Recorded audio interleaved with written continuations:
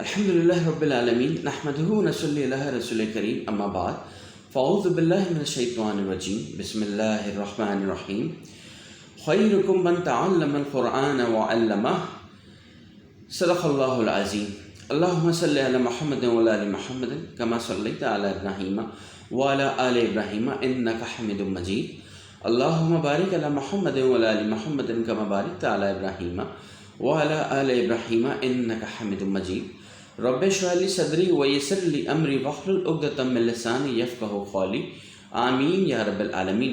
السلام علیکم ورحمۃ اللہ وبرکاتہ۔ ناظرین محترم، پروگرام معلومات قرآن میں آپ کو خوش آمدید۔ یہ پروگرام ایک ہفتہ وار پروگرام ہے اور اس پروگرام میں ہم قرآن مجید کی چند منتخب آیات کی تلاوت، ترجمہ اور تشریح کا مطالعہ کرتے ہیں۔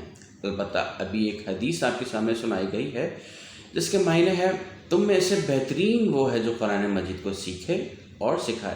تو آئیے قرآن مجید کو سیکھنے کی طرف چلتے ہیں۔ ناظرین محترم، الحمدللہ ہم سورۃ النور کی آیات با آیات کا مکمل طور پر ہم پڑھ چکے ہیں۔ آج ہم انشاءاللہ تعالی سورۃ النور کی مکمل تشریح ہم پڑھیں گے تاکہ ہمیں سورۃ النور کا مکمل واقعہ ذہن نشین ہو جائے اور ہم اس واقعے کی مدد سے اپنی بھی اصلاح کر سکیں۔ آئیے آغاز کرتے ہیں۔ سورۃ النور، سیدہ نوح علیہ السلام کی دعوت اور فریاد۔ اس سورہ مبارکہ میں سیدہ نوح علیہ السلام کی رب کی بارگاہ میں فریاد کا ذکر ہے۔ انہوں نے قوم کے سامنے پیش کی گئی دعوت، مخالفین کا رد عمل اور ان کی سازشوں کا ذکر اپنے رب کو سنایا اور پھر ان مخالفین کو سخت ترین سزا دینے کی بدعا کی۔ آیت کا تجزیہ کر لیتے ہیں۔ آیت نمبر 1 تا 4 میں ذکر آیا تھا سیدہ نوح علیہ السلام کی اجمالی دعوت۔ آیت نمبر 5 تا 7 میں ذکر تھا مخالفین کا رد عمل۔ آیت نمبر 8 تا 20 میں ذکر آیا سیدہ نوح علیہ السلام کی تفصیلی دعوت، اور پھر آیت نمبر 21 تا 28 میں ذکر تھا سیدہ نوح علیہ السلام کی فریاد اور مخالفین کے خلاف بددعا۔ آئیے اب تشریح کا مطالعہ کرتے ہیں۔ اللہ تعالیٰ نے سیدہ نوح علیہ السلام کو ان کی قوم کی طرف رسول بنا کر بھیجا۔ آپ نے قوم کے سامنے اپنی رسالت کا اعلان کیا اور انہیں دعوت دی کہ صرف اللہ کی بندگی کرو، اس کی نافرمانیوں سے بچو اور اس کے لیے میری اطاعت کرو۔ اللہ تعالیٰ تمہارے گناہ معاف فرما دے گا اور تمہیں ایک معینہ مدت تک دنیا کی نعمتوں سے فائدہ اٹھانے کا موقع دے گا۔ ہاں، جب تمہاری وہ مدت ختم ہونے کا وقت آ گیا تو پھر اسے کوئی ٹال نہ سکے گا۔ یہ تشریحی آیت نمبر 1 سے لے کے 4 تک کی۔ اب آگے چلتے ہیں آیت نمبر 5 تا 7 کی، جس پہ مخالفین کا رد عمل آیا۔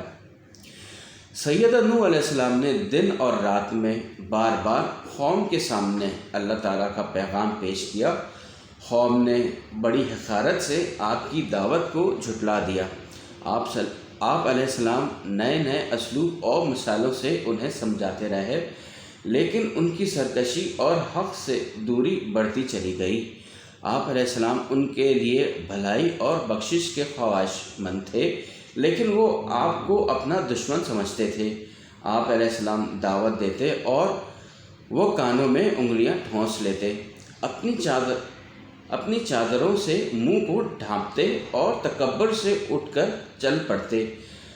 سلام ہے سیدہ نوح علیہ السلام کے صبر و تحمل پر کہ وہ پھر بھی دل سوزی سے قوم کو اصلاح کی مسلسل کوشش کرتے رہے۔ آگے ہے آیت نمبر 8 سے لے کے 13۔ اس میں ذکر آیا سیدہ نوح علیہ السلام قوم کو بار بار اللہ تعالیٰ کی بارگاہ میں توبہ اور استغفار کرنے کی تلقین کرتے رہے۔ انہوں نے قوم کو بشارت دی کہ استغفار کرنے کا انعام یہ ملے گا۔ نمبر 1، اللہ تعالیٰ تمہارے گناہ معاف فرما دے گا۔ نمبر 2، وہ تم پر رحمتوں والی بارش برسائے گا۔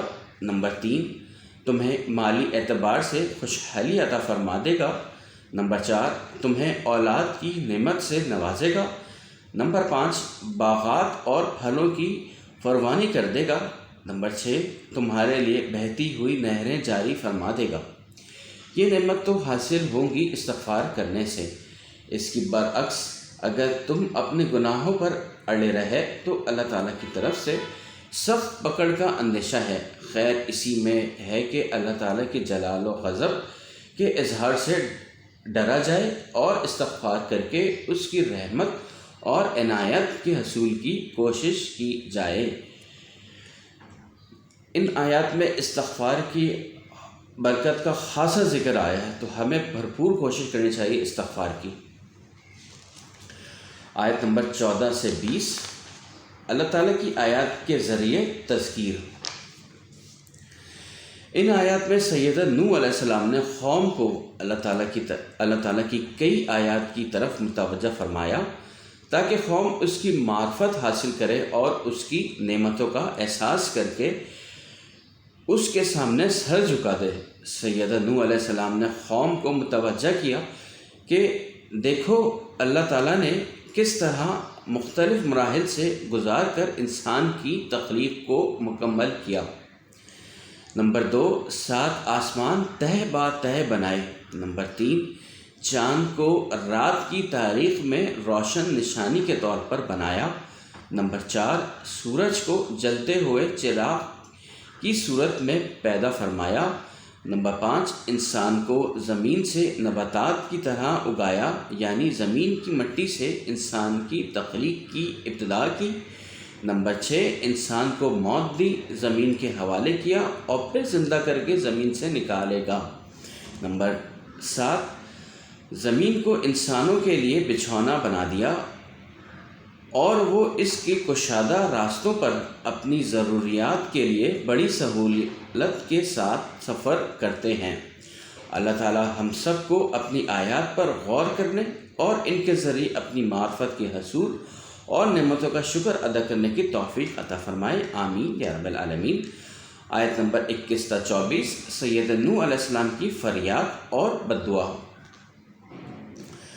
سیدنا نوح علیہ السلام نے 950 برس یعنی کہ 950 سال کی تبلیغ کے بعد بڑے دکھی دل سے اللہ تعالیٰ کی بارگاہ میں فریاد کی کہ میری قوم کی اکثریت نے میری نافرمانی کی اور اپنے ان سرداروں کی پیروی کی جو مال و دولت کی کثرت سے غفلت کا شکار تھے اور خسارے سے دوچار ہونے والے تھے۔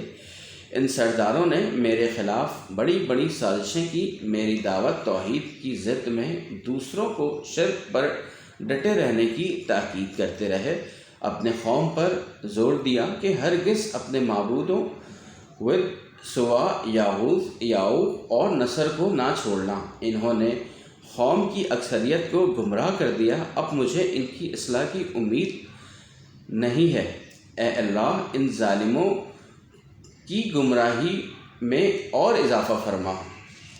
آیت نمبر 25، قوم نوح علیہ السلام پر عذاب خبر، یعنی کہ پہلے بددعا ملی ان کو اور پھر عذاب خبر آیا۔ آیت نمبر 26 تا 28، دکھی دل کی صدا۔ سیدنا نوح علیہ السلام نے دکھے دل سے صدا دی کہ اے میرے رب، زمین پر کافروں کا بستا ہوا ایک فرد بھی باقی نہ رہنے دے۔ یہ بدبخت نہ صرف دوسرے لوگوں کو گمراہ کر رہے ہیں بلکہ ان کی آئندہ نسلوں سے بھی کسی خیر کی توقع نہیں۔ اے میرے رب، بخشش فرما دے میرے ماں باپ کی اور تمام اہل ایمان مردوں اور عورتوں کی، البتہ کافروں کے لیے اضافہ نہ فرما مگر زیادہ سے زیادہ تباہی اور بربادی کا۔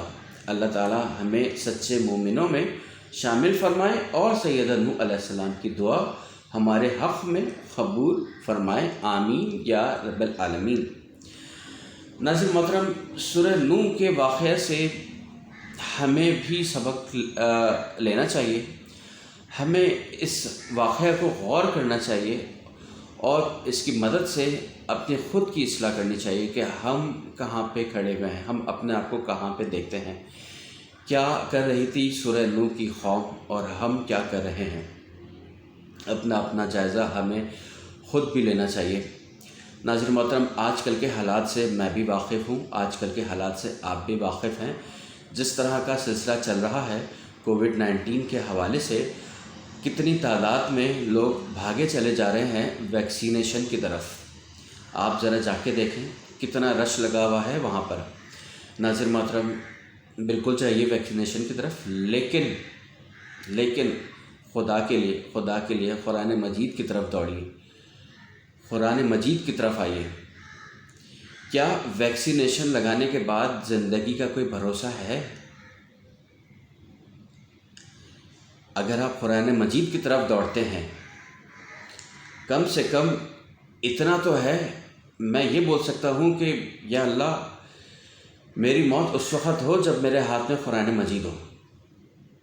خدا کے لیے دوڑیے قرآن مجید کی طرف، خدا کے لیے دوڑیے اللہ کی کتاب کی طرف، خدا کے لیے دوڑیے اللہ کی میسیجز کی طرف۔ ہم کہاں بھاگے جا رہے ہیں اور ہمیں کہاں بھاگنا ہے؟ ناظر محترم، حضور صلی اللہ علیہ وسلم ایک تحفہ دے گئے ہیں ہم سب کو، مجھے بھی اور آپ کو بھی۔ اس سے بھرپور فائدہ اٹھائیے۔ یہ میرے لیے ہے، یہ آپ کے لیے ہے۔ قرآن مجید کے 5 حقوق ہیں۔ قرآن مجید، نمبر 1 قرآن مجید کی تلاوت، نمبر 2 قرآن مجید کو پڑھنا، نمبر 3 قرآن مجید کو سمجھنا، نمبر 4 قرآن مجید کو عمل کرنا، عمل میں اس کو لے کے آنا، ایک آیات کی قرآن مجید کو اپنے عمل میں لے کے آنا، اور پھر نمبر 5 قرآن مجید کی تعلیمات دوسروں تک پہنچانا۔ میری دعا ہے میرے رب سے کہ یا اللہ تعالیٰ مجھے بھی، آپ کو بھی، میرے پورے رشتہ داروں کو بھی، میرے ہمسایوں کو، میرے پڑوسیوں کو، میرے گھر والوں کو، میرے بھائی بہنوں کو، ہم سب کو یا اللہ قرآن مجید کی طرف دوڑنے کی توفیق عطا فرمائیے۔ آمین یا رب العالمین۔